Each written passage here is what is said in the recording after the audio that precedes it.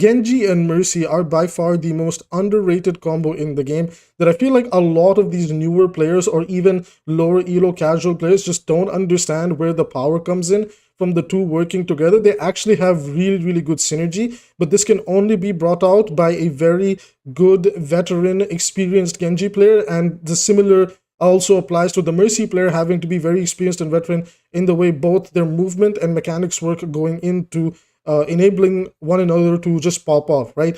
Now, Mercy is really good with Genji because she's able to bring back those strong breakpoints that he had. His combos become so much more lethal. His Dragon Blade is able to do the same, slash dash combo that Nano allows. Granted that it doesn't have, it isn't able to get over some breakpoints, but it still gets the job done.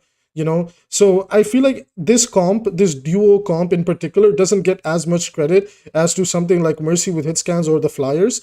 And I really feel like this has more to do with a lot of casual players just, like understanding Mercy's Guardian Angel techs is definitely the difficult part of Mercy's. Not a lot of people can execute that.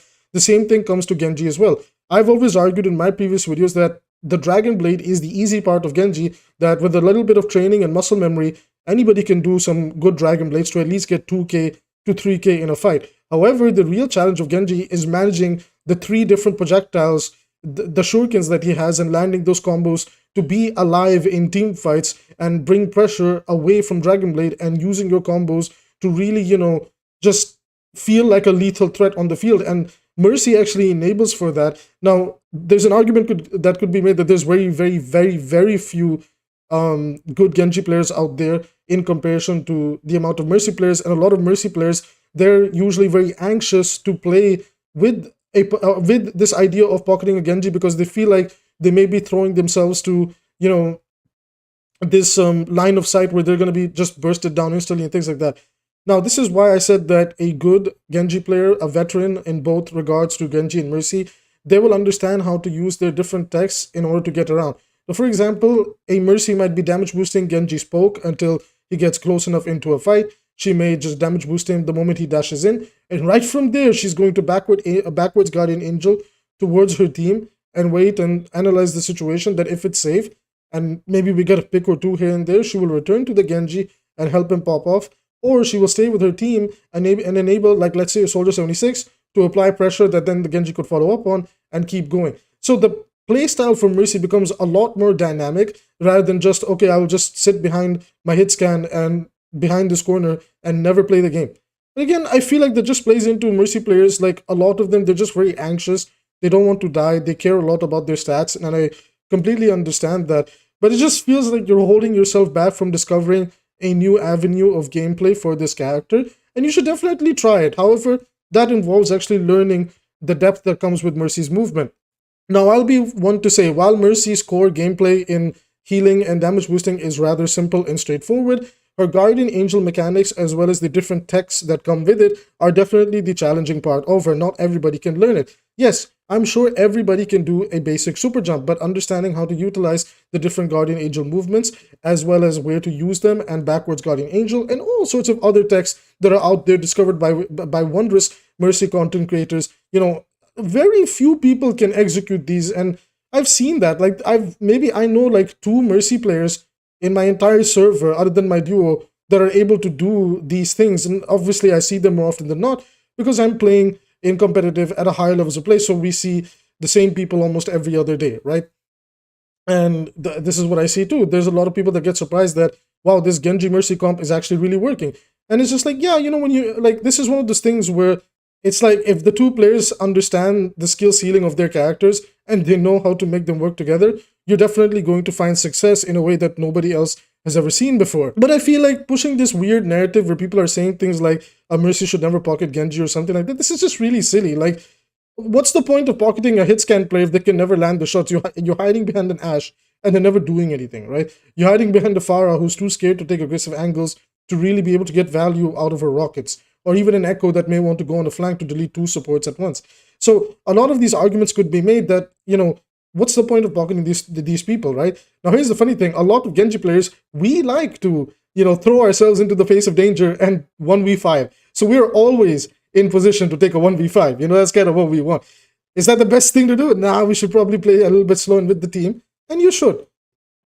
because that's exactly where Mercy's, ability to bring a lot more strength to Genji's poke comes alive. So she stays with Genji in a fight, and while he's poking down the enemy on the other side of the map, as you and your team approach them and they approach you, Genji is able to build some really good alt charge before he actually takes the fight with the enemy team comp. And then from there, if he's able to secure a kill because he got some people low, preferably a support, right after he gets that pick, the Mercy can now feel like, okay, we are at an advantage. Even if I am to die at some point, I traded, or I go enable the Genji to pop off completely.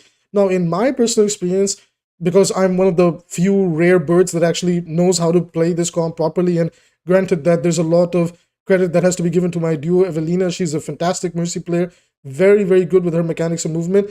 She really knows the ins and outs of just getting in with the Genji and getting out before, like she knows when the Genji flank hasn't worked out, and it's like, okay, I'm gonna ditch you because you dead, like you didn't land the shots. It's a little bit here and there, but overall, we understand that, yeah, this is a really, really powerful thing to put together. And, like I've gotten my fair share of go kill yourself comments and a lot of other fun, colorful things, once this comp starts to work, that people say things like, oh, they got the E-daters, they're gonna bully us and things like that. And you know what? We are. Because you deserve it. You're on Bastion, Orisa, Torbjorn at 12 a.m. and I'm trying to enjoy my time playing some quick play. You know what? You are going to face the Genji comp and you're going to like it and you're going to get bullied by it. Now, okay, that's my personal feelings aside. Man, we've been running into some really awkward, gameplay these days in quick play. A lot of people are locking in some of these just brutal compositions where they're just like, oh, they got like Mei, Echo, Ramatra. Some other times they're coming out with like this with BAP and Iliari behind them. Then you have like these other comps where they're playing like this full power Orisa comp with Bastion, Torb, or Bastion and Mei. And man, people are sweating in quick play, so you need an equalizer, right? And Genji and Mercy, if you know how to do it, it can work. Alternatively, Pharah and Echo are great choices too.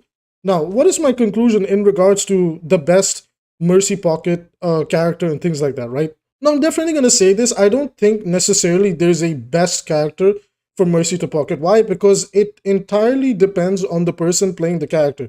If she's pocketing a hit scan, that hit scan doesn't pop off, it's better for her to pocket the flex DPS that may be playing something like Hanzo, maybe playing something like Echo or Pharah. And if that person's popping off, then the Mercy's better off with that person. Similarly, vice versa also applies, and we can also say the same thing about the Genji situation. So this becomes a very, very, very niche situation where, again, if you have an experienced Mercy player that knows what she's doing with her movement and a Genji player who knows how to play around the Mercy pick and respect, that he has to play very carefully when he's going in with this person behind him that he takes with him, then for sure you can make this work. And as you guys can see throughout the footage in the background that I've put, I have a lot of games of Genji Mercy domination. And I told you guys, I have a lot of comments that have been thrown my way that are not necessarily the nicest things to hear. So I feel like it's something funny because usually when I get comments like this, it always comes from somebody playing Bastion or Orisa, and it's like, come on, man. Like, don't talk about cancerous stuff when you're on a character like that, all right? I digress. I'm having a bit of fun with the video. Anyways, guys, I want you to tell me, is there any other underrated Mercy combo that people might not know? Now, I will say there are some underrated interactions. For example, Mercy can damage boost Reinhardt to 2-shot a squishy. Mercy can enable Reaper to be slightly viable again, and there are some mini interactions like that where Mercy, again, if the Mercy player knows what she's doing and she has an eye for this type of stuff, she'll be able to enable these type of things, and really it catches the enemy off guard because Mercy just becomes this silent carry character that nobody knows, like, wait a minute, why is this Genji dominating the lobby? We picked like all the beam heroes and he's still winning. Newsflash to all the people picking beam heroes into Genji. Yeah, just because you picked a beam hero into Genji doesn't mean you're going to win. If the Genji is good, you're still going to get outpaced. That's just the reality of it. It's really crazy to see how many people just instantly fall over and try to pick beam heroes. And, well, in my case, I still dominate them, Even without a Mercy pick, I still dominate them because, again, I know how to play against all that type of stuff. So it just comes down to a lot of skill and experience. And I feel like that is the same thing with the Mercy pocket stuff as well. It's very easy to pocket a Pharah or an Echo as a Mercy player that's relatively new or wants to play safe or might be anxious about playing a more riskier playstyle. However, because of that high risk, there's also very high rewards for playing with somebody like that. Now, is that me basically saying that you should go and hard pocket all your Genjis when they make some really dumb decisions? No. Like, give them a little bit of a chance to prove themselves. Damage boost them a little bit early. Damage boost some of their blades. If they're performing well, go with it, you know? But definitely don't sleep on the Genji-Mercy combo. It is really strong, and a lot of people don't know how to deal with it because the key is to shut down the Mercy. And that can be very difficult to do when the character she's pocketing is very mobile. She's very mobile, and if she's good with her movement and moving around the map, you'll never catch her. But against a hit scan comp, it's easier to catch the Mercy because she'll be with the hit scan. And, you know, it's very easy to isolate her in that sense.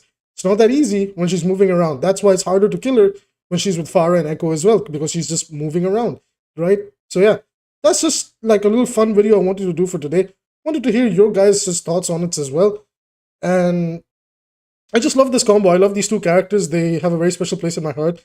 And I hope Blizzard does something with them in the lore, because there's some things that are happening in the lore for anybody that knows. They know what I'm talking about. I might talk about it one day in a video.